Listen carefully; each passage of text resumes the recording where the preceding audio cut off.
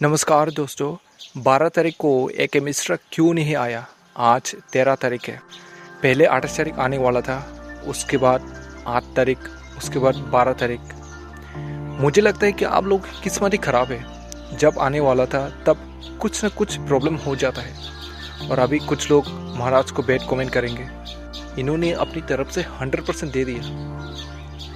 वो सिर्फ रिक्वेस्ट कर सकते हैं और कुछ नहीं कर सकते, बिकॉज अभी इनके पास कोई पावर नहीं है, कोई अधिकार नहीं है। सिर्फ रिक्वेस्ट कर सकते, कुछ नहीं कर सकते। ठीक है, और आप लोग उम्मीद मत खोइए, उम्मीद रखिए और प्रयास करते रहे। और मैं इनको बहुत रेस्पेक्ट करता हूँ, इनके नाम की वजह से नहीं, इनके काम की वजह से।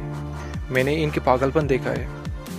इनकी हेल्थ कंडीशन ख़राब था, इनकी शरीर चल नहीं रहा, फिर भी कहता है कि मैं मरने के लिए भी तैयार हूँ, वो भी अपनी कम्युनिटी के लिए।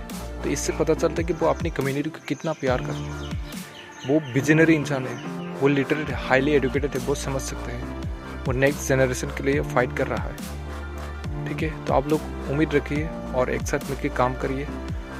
आई होप आप लोगों का डिमांड पूरी हो। और वीडियो अच्छा लगा तो ज़रूर सब्सक्राइब करना, क्योंकि ये बिल्कुल फ्री है।